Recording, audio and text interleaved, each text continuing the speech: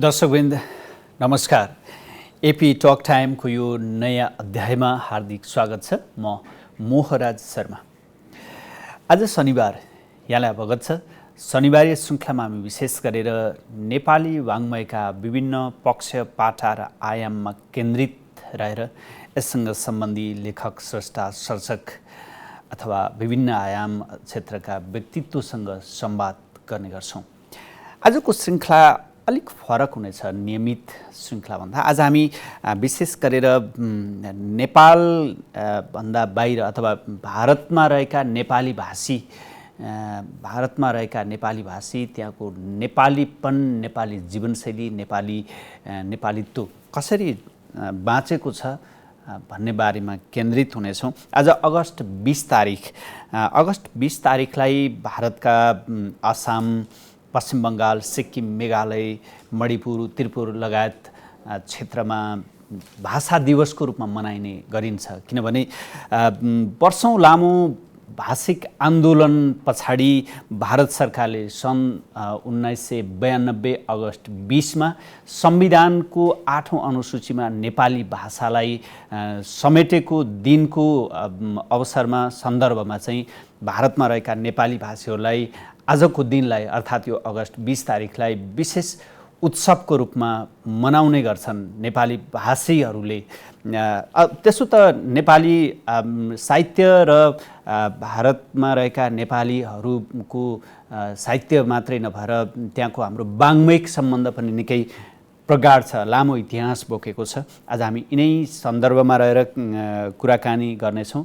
हामीसँग भारतको नेपाली साहित्य र नेपाली साहित्यसँग असाध्यै नजिक रहेर एउटा सम्बन्ध सेतु जस्तै बन्नुभएका कवि कृष्ण प्रसाई हुनुहुन्छ। झापाको उहाँ जन्मस्थान झापा रहे पनि पछिल्लो 40 वर्षदेखि काठमाडौँमा हुनुहुन्छ। तर भारतका विभिन्न जहाँ नेपाली भाषीहरू छन्, जहाँ नेपाली साहित्यको प्रवर्धनका लागि जति पनि काम हुन्छन्, त्यहाँसँग उहाँको खास सम्बन्ध छ। उहाँका 11वटा कृति प्रकाशित छन्, जसमा 4वटा कविता सङ्ग्रह, कथा सङ्ग्रह एउटा, सम्पादन 2वटा, त्यस्तै गरी एउटा जैन कविता सङ्ग्रह उहाँको खास विशेषता हो। समसामयिक नेपाली कविताहरूको सम्पादन भनेको नेपाल अनि भारत अनि भुटानमा रहेका कविहरूको, मानक कविहरूको कविताको सङ्कलन सम्पादन गर्नुभएको छ, जुन एउटा आजसम्मकै सबैभन्दा ठुलो भल्युममा निस्किएको पुस्तक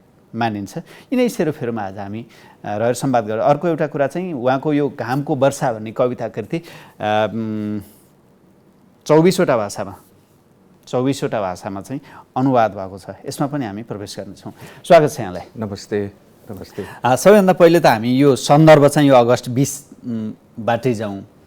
विशेष गरेर भारतका आसाम, पश्चिम बङ्गाल, सिक्किम, मेघालय, मणिपुर, त्रिपुरा जहाँ चाहिँ नेपालीहरूको बाहुल्य रहेको छ, ती क्षेत्रमा यो दिनलाई विशेष उत्सवको रूपमा मनाइन्छ। अझ विशेष गरेर सिक्किममा चाहिँ नेपाली भाषा नै त्यहाँको सरकारी र कामकाजी भाषाको रूपमा रहेको छ। त्यो हुनाले पनि सिक्किममा अरू बढी महत्त्वका साथ मनाउने गरिन्छ। यसमा जाउँ, नेपाली भाषीहरूले यहाँसम्मको यो उपलब्धि हासिल गर्नुभन्दा पूर्व कसरी सङ्घर्ष गरे, त्यहाँका आफ्नो भाषा साहित्यको अस्तित्व लडाइँमा उनीहरूको कस्तो भूमिका रह्यो र उनीहरूले यो उपलब्धि हासिल गरे? यसलाई अलिकति इतिहाससँग पनि म जोड्न चाहन्छु। सिक्किम स्वतन्त्र 1975 26 अप्रिलमा भयो। त्योभन्दा अगाडि पनि नेपाली भाषा त भारतमा थियो नै। एउटा दार्जिलिङ त एक किसिमले नेपाली भाषाको राजधानी जस्तै थियो, किनभने दार्जिलिङले आज जुन सोध्छ त्यो भोलि चाहिँ काठमाडौँले सोध्छ भन्ने एउटा मान्यता रहिआएको थियो।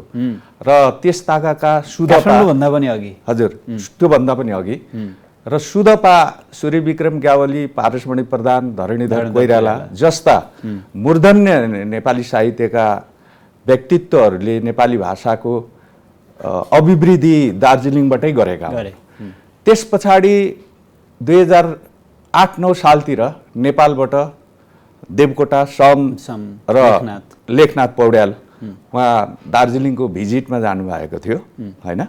उहाँहरूले पनि त्यो एउटा साहित्यिक अभिवृद्धिकै हिसाबले त्यो चाहिँ एउटा मानक ठाउँ हो भन्ने हिसाबले सोचेरै त्यसरी जानुभएको थियो, यात्रा गर्नुभएको थियो। र त्यस पछाडि 2016 सालतिर 15-16 सालतिर इन्द्रबहादुर राई, बैरागी काइला र ईश्वर बल्लभको आयामिक आन्दोलन चाहिँ आयामेली आन्दोलन चाहिँ नै त्यो एउटा भाषाको एउटा अर्को मानक समय मानिन्छ, कोसेढुङ्गा मानिन्छ होइन। त्यसैलाई आधार मानेर पछि नेपाली लेखक साहित्यकारहरूले पनि धेरै रचनाहरू सिर्जना गरेका छन् होइन। तर सिक्किमको सन्दर्भ जब आउँछ, सिक्किम 1975 अप्रिल 26 मा स्वतन्त्र भयो। स्वतन्त्र भइसकेपछि चाहिँ त्यसको पहिलो मुख्यमन्त्री नरबहादुर भण्डारी र उहाँको श्रीमती दिलकुमारी भण्डारीले भारतको संसदमा उहाँले प्रतिनिधित्व गर्नुहुन्थ्यो। दिलकुमारी भण्डारीले चाहिँ, किनभने सिक्किममा एउटै मात्रै त्यहाँको अप्पर हाउसमा एउटै मात्रै सिट छ सिक्किमको होइन। त त्यतिखेर दिलकुमारी भण्डारीले प्रतिनिधित्व गर्नुहुन्थ्यो र भाषा जस्तो अब दार्जिलिङबाट यसरी सुरुवात भएको भाषालाई सिक्किममा, किनभने नेपालीहरूको त बहुल भाषी क्षेत्र हो सिक्किम होइन। र त्यो भइसकेपछि नरबहादुर भण्डारीले, दिलकुमारी भण्डारीले चाहिँ त्यसमा एकदमै त्यो भारतको चाहिँ नै 8औं अनुसूचीमा ल्याउने हिसाबले उहाँ 40 वर्षसम्म युद्ध गर्नुभयो। यद्यपि त्यो इतिहास हेर्दाखेरि दार्जिलिङबाट भारतीय संसदमा प्रतिनिधित्व गर्नु हुने रतनलाल ब्राह्मण, जो चाहिँ दोलखाबाट जानुभएको थियो, शिवाकोटी परिवारको हुनुहुन्थ्यो, उहाँ दोलखाबाट जानुहुन्थ्यो। उहाँले भारतको संसदमा प्रतिनिधित्व गर्दाखेरि दौरा सुरुवाल कोट मात्र, टोपी मात्रै थिएन उहाँको, खुकुरी पनि भेरेर जानुहुन्थ्यो। र भाषिक आन्दोलन त्यतिखेरदेखि उहाँले त्यसलाई अलिकति गर्नुभएको। तर भारतीय संविधानको 8औं अनुसूचीमा अन्तर्भुक्त चाहिँ त्यो चाहिँ नै 1992 आजकै दिन अगस्त 20 तारिकमा भयो।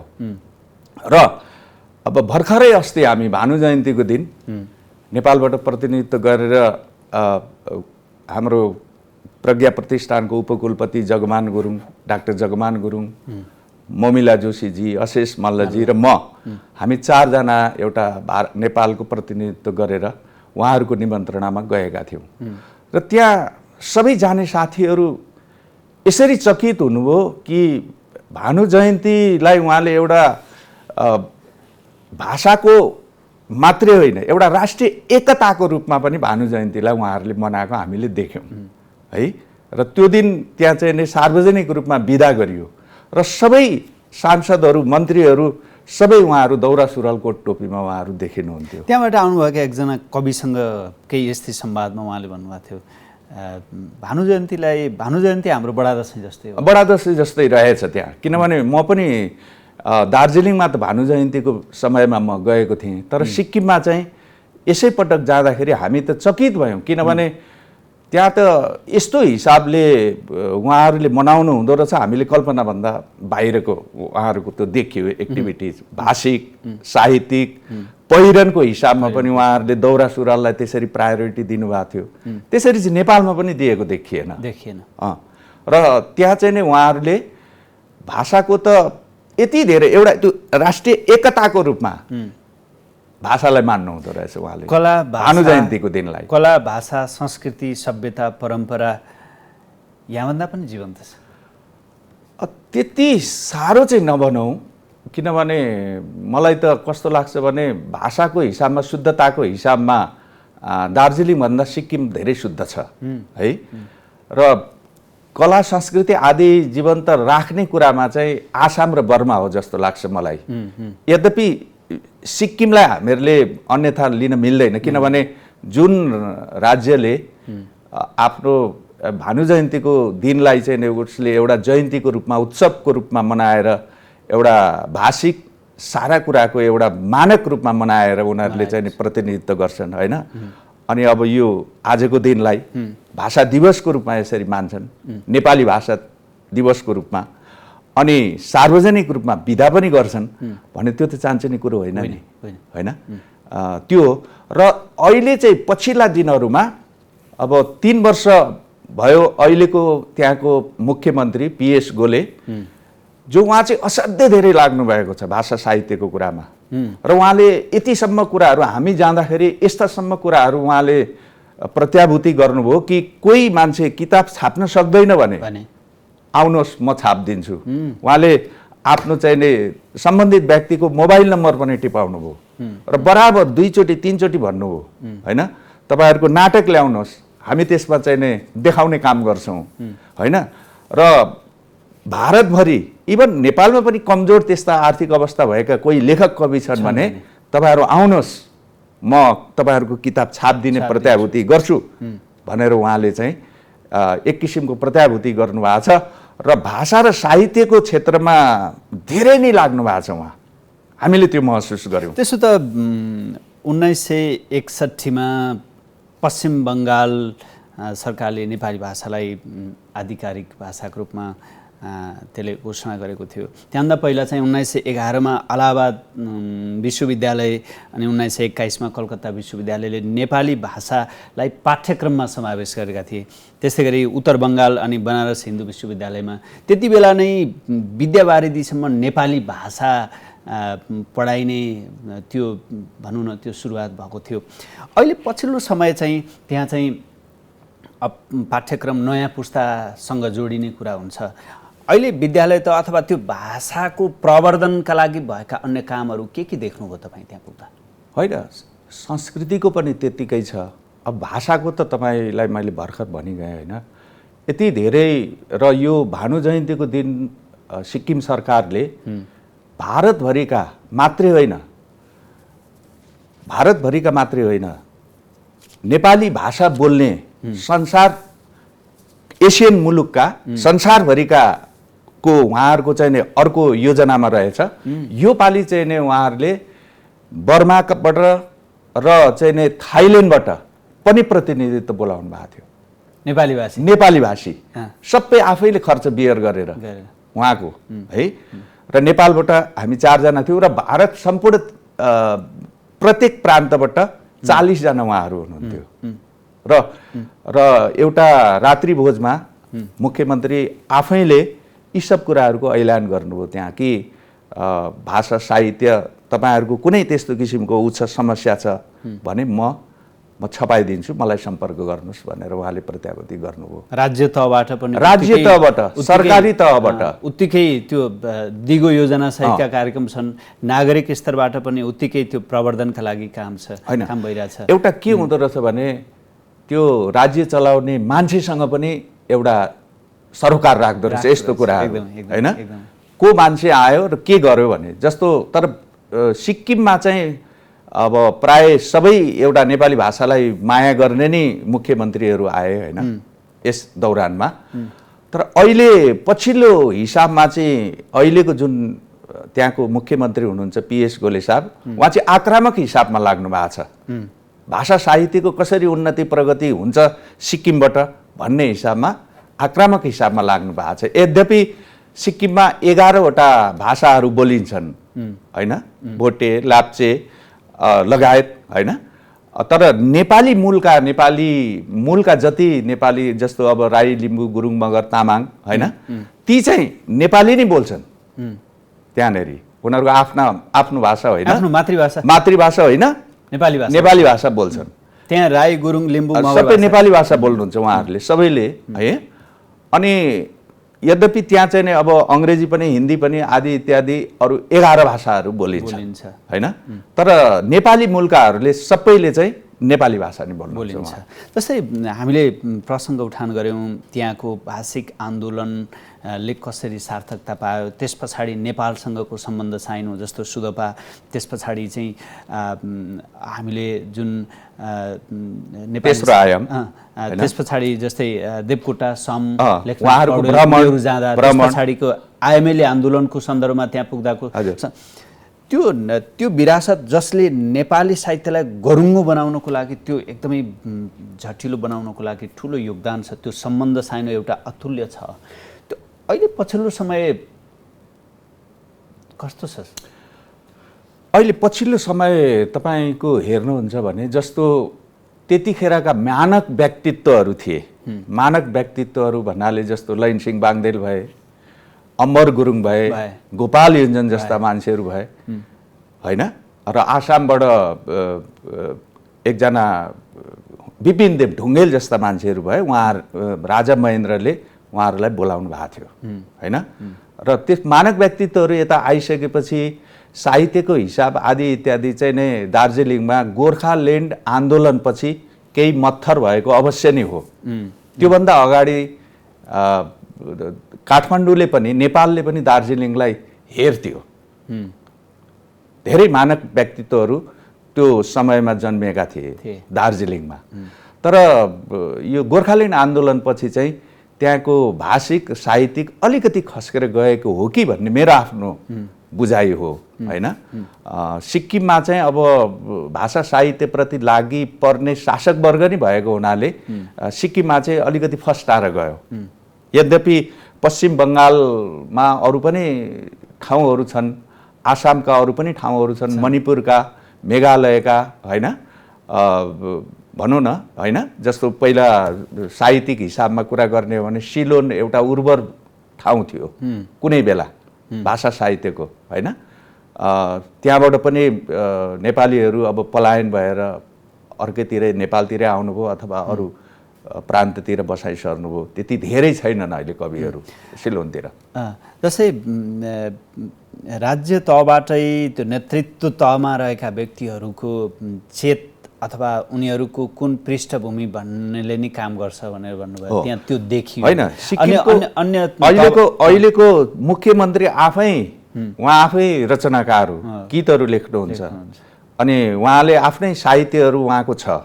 त्यसो हुँदा त्यो किताबहरू प्रकाशित छन् उहाँको। त्यसकारणले भाषा साहित्य सम्बन्धी उहाँको चाहिँ नि एउटा चेत चाहिँ अब्बल दर्जाको छ भन्ने मैले आफूले महसुस गरेको छु। मैले भन्न खोजेको के भने जस्तै नयाँ पुस्ता त्यो संस्कारसँग, त्यो सभ्यतासँग, त्यो अपनत्वसँग कतिको जोडिएको छ भनेको नयाँ पुस्ताले नेपाली भाषालाई, नेपाली भाषा संस्कृतिलाई कसरी त्यो आत्मसात गरिरहेको देखिन्छ? अब यस्तो छ, सिक्किममा पनि यही पालिको हाम्रो भानु जयन्तीको दिन पनि हामीले त्यहाँका चाहिँ नै कविताहरू सुन्ने मौका पायौँ र त्यसमा नेपालको भन्दा त्यस्तो कमजोर आँक्ने खालका कविहरू छैनन् त्यहाँ पनि होइन। नेपाली अब यहाँको नेपालको काठमाडौँको भनौँ अथवा विशेष गरेर अब हामी विशेष गरेर कविहरू ज्यादा काठमाडौँमै बस्नुहुन्छ। काठमाडौँको जुन चाहिँ नै एउटा ऊ छ, अहिले चाहिँ सिक्किमले काठमाडौँलाई हेरेर हजुर उनीहरूका रचनाहरू अगाडि बढाउने काम गरेका छ मेरो आफ्नो हिसाबमा, मेरो आफ्नो त्यो हो। यद्यपि अब सिक्किममा पनि योभन्दा अगाडिको पुस्ताका धेरै मानक कविहरू थिए होइन, धेरै राम्रा कविहरू थिए, लेखकहरू थिए। अब त्यस पछाडि अब अहिलेको पुस्ताहरू कविता आदि इत्यादिमा अलिकति पहिलाको पुस्ता जस्तो त्यसरी एकदमै जुन हिसाबले आउनुपर्ने थियो त्यसरी चाहिँ आएका छन् जस्तो मलाई लागेको छैन। त्यो पुस्ता नि, त्यो नयाँ पुस्ता नेपाल हेर्न, नेपाल देख्न अथवा नेपाल प्रति उनीहरूको धारणा, दृष्टिकोण के बुझिन्छ? अब हेर्नुहोस्, मेरो आफ्नो बुझाइ के छ भनेदेखि अहिले चाहिँ एउटा यो सामाजिक सञ्जालले पनि होला, अब भनौँ न एकजना कविले, सिक्किमकै कुरा गर्दैछु म, एकजना कविले हर्क साम्पाङको कविता सुनाए भनेपछि उनीहरू नेपालतिर कति कन्सियस छन् भन्ने हिसाबले यसलाई पनि हामीहरूले लिन सक्छौँ। त्यो कुरा हो। नेपालका हरेक राजनीतिक गतिविधि एकदमै अहिलेको यो सञ्जालले सामाजिक सञ्जालले यति सशक्त बनाएको छ त्यहाँको सबै अब कविहरूलाई पनि होइन। नेपालको कविताहरू सुनेर उहाँहरूको पनि एउटा इन्स्पायर हुने कुराहरू छ अहिले चाहिँ मैले त्यसैले पनि जुन नेपाली भाषाले भारतको संविधान, एउटा संवैधानिक मान्यता पाएको दिनलाई उनीहरूले एउटा उत्सव, एउटा पर्व, एउटा चाडको यहाँले अघि धेरै कुराहरू गर्नुभयो होइन। धेरै युनिभर्सिटीहरूमा पनि नेपाली भाषा आदि इत्यादि थियो, पढाइ थियो, आदि इत्यादि थियो। तर जब 8औं अनुसूचीमा अन्तर्भुक्त भइसकेपछि त्यसको इज्जत नै अर्को भयो। हो नि। नोटमा पनि त्यो नेपाली भाषामा लेखियो। भारतीय तपाईँले जुनसुकै नोटमा हेर्नुभयो भने पनि नेपाली भाषामा लेखिएको छ। रुपैयाँले 100 रुपैयाँ लेखेको छ।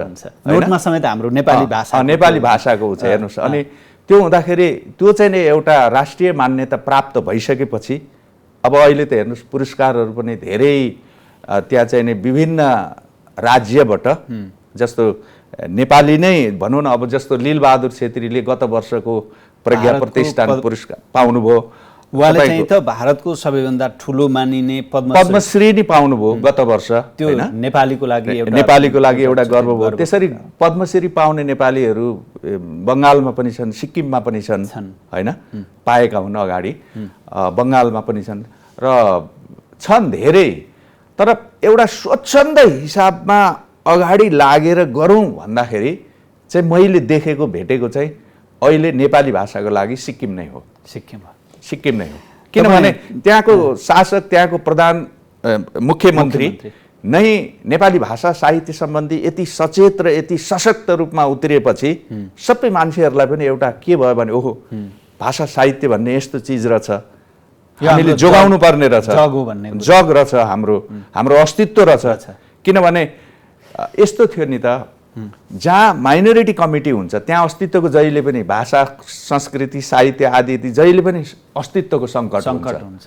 तर मुखिया नै त्यसको चाहिँ नि एउटा संरक्षक भइसकेपछि गर्न धेरै सजिलो भयो होइन, लाग्न धेरै सजिलो भयो र कालान्तरमा सिक्किमले धेरै राम्रो उन्नति गर्छ होला जस्तो मैले चाहिँ आफूले महसुस। तपाईँसँग बडो एकदमै रोचक कुराहरू रह्यो। एउटा एक हिसाबले त्यो आत्मीयता, त्यो हार्दिक सम्बन्ध, नेपाल र भारतका नेपाली भाषी रहेका स्थानको एउटा आत्मीयता दर्शाउने बडो गजबको संवाद रह्यो र तपाईँले पनि एक हिसाबले त्यहाँ त्यो सम्बन्धलाई अझ विस्तार गर्नको लागि यो वा त्यो ढङ्गबाट भूमिका खेलिराख्नु भएको छ।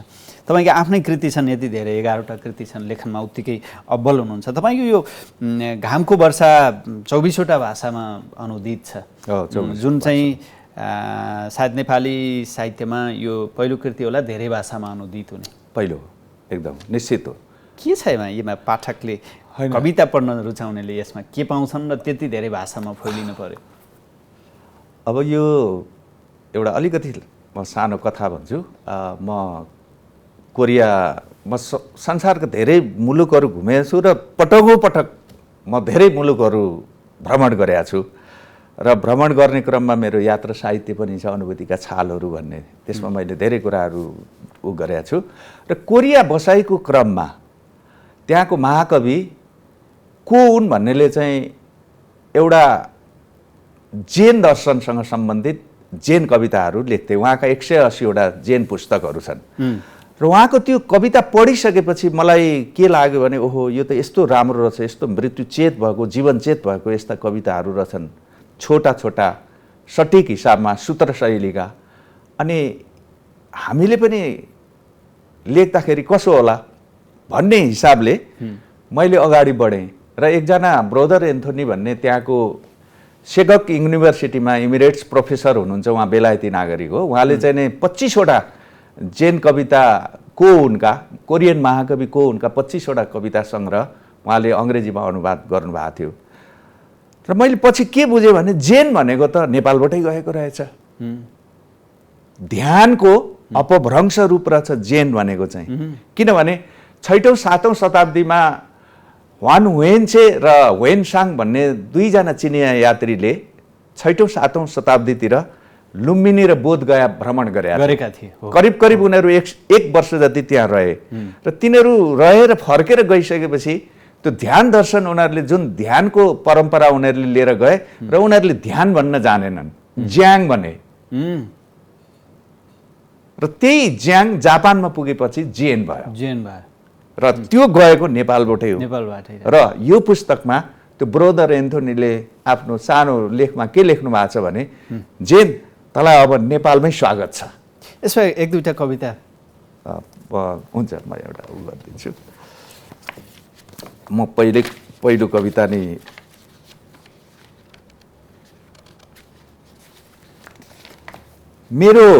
मेरो बस्ने घर मैले आफै बनाएँ, ऊ निर्जीव थियो, म सजीव। एक दिन उसले आफ्नै ढोकाबाट निर्जीव बनाएर मलाई नै निकाल्यो। है कस्तो कमजोर छ मान्छे, कस्तो कमजोर छ मान्छे। ऊ आफैले खिचाएको कागजको फोटो जति पनि बाँच्न सक्दैन। कस्तो कमजोर छ मान्छे, ऊ आफैले खिचाएको कागजको फोटो जति पनि बाँच्न सक्दैन। यसको अन्तिम कविता, जमिन हाँस्यो, जमिन हाँस्यो आफूलाई किन्नेको आयु सम्झेर। जमिन हाँस्यो आफूलाई किन्नेको आयु सम्झेर। ओहो, यो घामको वर्षाबाट। अब यो मेरो भर्खरै घामको आयु भन्ने किताब 1 महिना 2 महिना अगाडि यो प्रकाशित भएको। यसबाट म 2-3टा कविता म भन्छु। असंख्य प्रहारहरू सधैँ ढलिरहेको रुखलाई थाहा थिएन उसलाई ढाल्ने बन्चरको बिँड उसकै हाँगाबाट निर्मित थियो। जब अंश बन्डाको कुरा उठ्यो, जब अंश बन्डाको कुरा उठ्यो, मुस्किल पर्यो मिलाउन बा आमा कसैको भागमा पर्नु भएन। यसको अन्तिम कविता, म भुइँमै बस्छु, भुइँमा बस्दा लड्ने डर हुँदैन। म भुइँमै बस्छु, भुइँमा बस्दा लड्ने डर हुँदैन। निकै सूत्रबद्ध कविता, सूत्र कविता। हजुर, यो हाम्रोमा कतिको अभ्यास छ यो? अहिले पछिल्ला दिनहरूमा केही साथीहरू एउटा लाग्नु भएको छ यसमा, होइन? अलिकति सजिलो पनि, धेरै अब एउटा किताब एउटा पुस्तक पढ्न 1 घन्टा पनि लाग्दैन, होइन? अलिकति सूत्र शैलीका हुन्छन् र मृत्युचेतका हुन्छन्, नैतिक चेतका हुन्छन् र यो आफ्नै देशको दर्शन, ध्यान दर्शनसँग सम्बन्धित हुन्छ र मान्छेलाई यसले चाहिँ एक किसिमको उत्प्रेरणा दिन्छ जस्तो लाग्छ मलाई। किनभने कोरियन जो चाहिँ नि कोरियाका महाकवि हुनुहुन्थ्यो, को हुन्, उहाँले पनि 180वटा जेन कवितै लेखेर चाहिँ नि उहाँ नोबेल पुरस्कारमा छानिनु भयो है। र विशेष गरेर जेन कविता चाहिँ मङ्कहरूले लेख्ने गर्छन्। यो चाहिँ बुद्ध दर्शनसँग सम्बन्धित हो, मृत्युचेतसँग सम्बन्धित हो, होइन? ध्यानसँग सम्बन्धित हो र मान्छे तिमी पनि मर्दैछौ है, अलिकति विचार गरेर अगाडि बढ भन्ने एउटा एक किसिमको मृत्युचेतको, होइन? त्यो चाहिँ नि चेत चाहिँ यसले जगाउने काम गर्छ जस्तो लाग्यो। अनि मेरो पहिलो घामको वर्षापछि मलाई रमाइलो लागेर फेरि मैले घामको आयु अर्को जेन कवितासँग र यो घामको वर्षा चाहिँ नेपालभित्रका 24 भाषा नभएर विश्वका नेपालको चाहिँ अहिले फेरि आउँदैछ। यो जस्तो मैथिली भाषामा आउँदैछ।